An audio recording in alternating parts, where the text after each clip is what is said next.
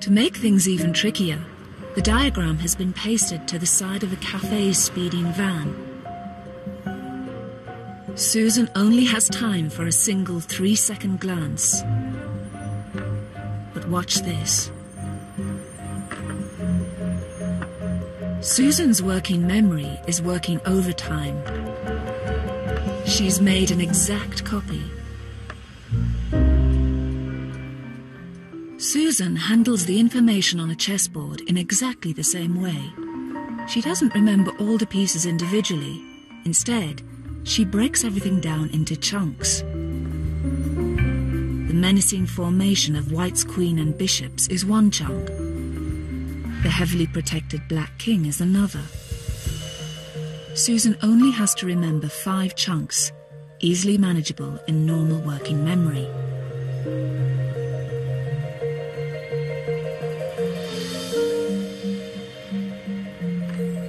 But without chunking, her memory is no better than anyone else's. And here's the proof. In the chess diagram on the other side of the van, the pieces have been placed at random by a non-chess player. So this time, there are no recognizable chunks. Now Susan's trying to remember 24 individual pieces, and she can't do it. All the pieces are in random position. It's just so much harder to remember, especially under a very short time. But how does Susan identify chess chunks? To her, they're lifelong friends, memories that were implanted in her brain during her extraordinary childhood.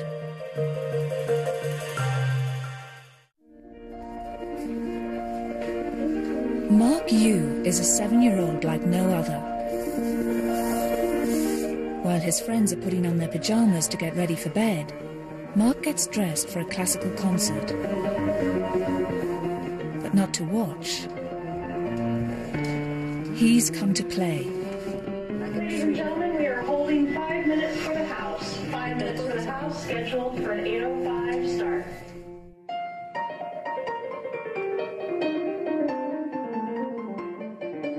Mark can play more than 40 classical pieces from memory. I like especially difficult ones and the ones that my teacher says no. My teacher says no because there are too many octaves. What is it that makes gifted children so special? Do they just work harder than others? Or are they born with brilliant brains?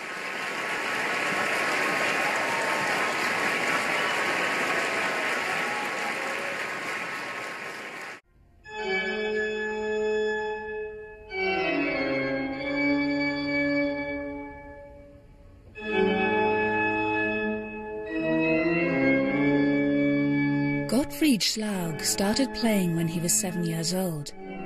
He could have had a career in music, but decided to become a neuroscientist instead. Gottfried has scanned the brains of dozens of professional musicians to work out how they produce the brain power that music demands. There's hardly any other skill, any other activity that would involve this much brain real estate. The right question to ask would be, which parts of the brain are not active while you're playing a musical instrument? Music is serious multitasking. Musicians read the notes, feel the keys, move their fingers, and listen to what they're playing all at the same time. Gottfried found that musicians' brains look like they're built for this job. Several areas are bigger than normal. One of them is the cerebellum. It takes up only 10% of brain volume, but there are more nerve cells crammed into this small space than there are in the rest of the entire brain. This tiny organ works harder and faster than any other part of the brain, as it orchestrates the movements of thousands of muscle fibers in the body. A skilled pianist can play up to 30 notes per second with exquisite timing, so a bigger cerebellum may well be better. Another area that is bigger in musicians is the corpus callosum, a strip of tissue connecting the two hemispheres. It's a mission-critical organ in a piano player who needs to precisely synchronize the movements of the left and the right-hand sides of the body. Each side is managed by one half of the brain, so the two hemispheres have to work in harmony. A bigger corpus callosum contains more nerve fibers, so more signals could travel from one side to the other and speed up communication. This is Mark's first public performance, at the age of 3.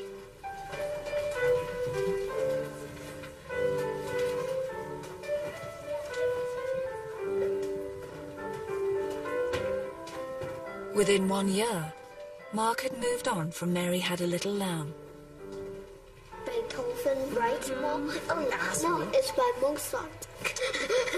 No, it's by Beethoven. How long did it take him to learn that? Not too long. Not too long. That piece is only about 4 pages. And he was 3 then? Yeah, he was 3 then. Wow.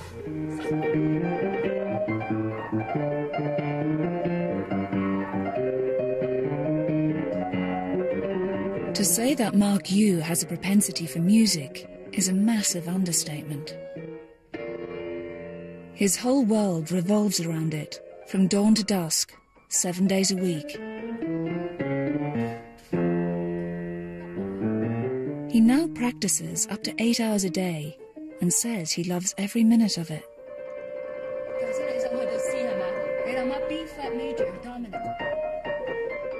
What started as a propensity has now grown into an obsession.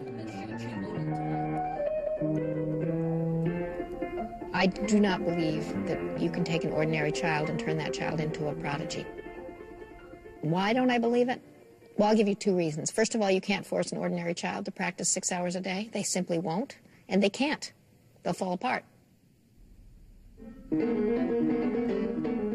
And second of all, there are too many reports of children at a very young age doing astonishing things before they've had any training.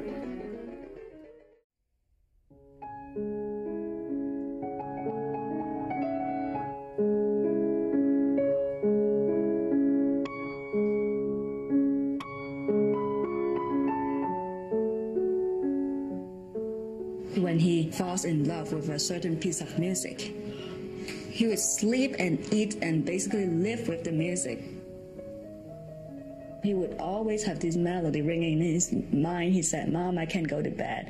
Even when after he fell asleep, he woke up in the middle of the night and said, "Mom, can I go down and practice a little bit on that?"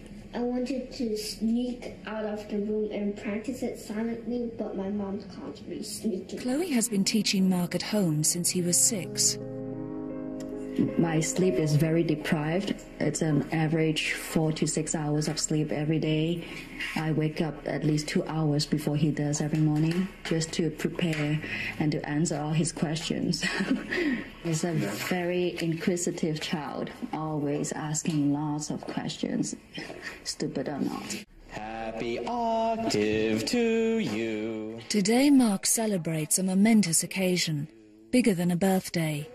He's 8 years and 34 days old today. His fingers are finally long enough to span 8 keys on the piano. Bravo. He's crossed this big milestone of playing an octave, which for an adult is a trivial task. It's easy. I mean, I can play a 10th all the time and an 11th if you break something. And, but for Mark, that's been a goal for a long, long time. And you start to realize there's lots of piano music that depends on the ability to play an octave that he hasn't been able to touch yet. Today is a big day for Mark. He's going to meet his hero.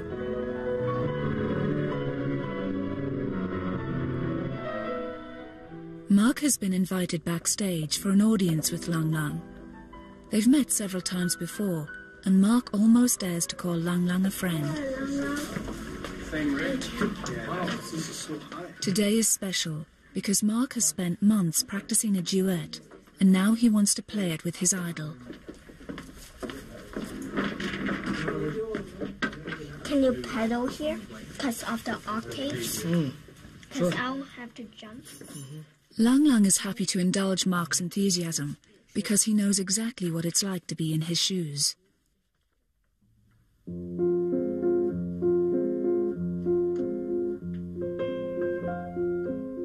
Lang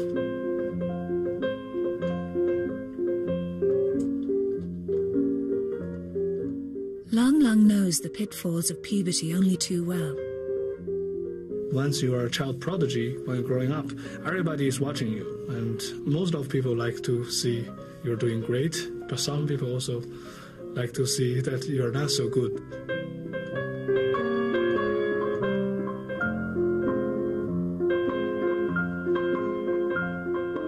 When I was 15, I started a new direction of playing. I like to play the hardest piece. I like to show people, how good I am. I had this, what you call the backlash. After getting all the great reviews, then I start getting really horrible reviews. It's like a nightmare. And then you need to think very carefully and to find yourself back.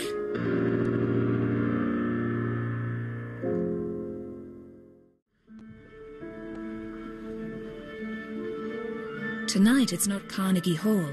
It's a local theatre 10 miles away from Mark's home.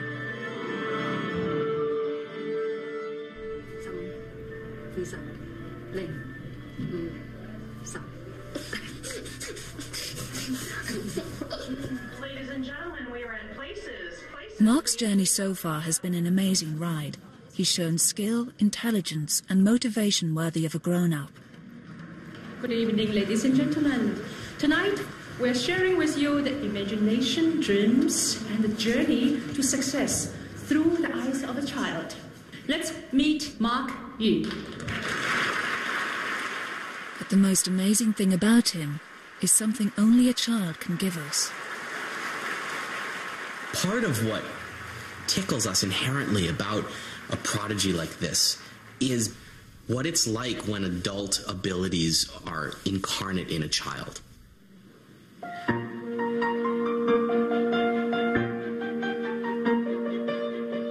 The possibilities are extraordinary for a child with a child's imagination and a child's heart. They inhabit a world that's much more about imagination and play and fantasy. I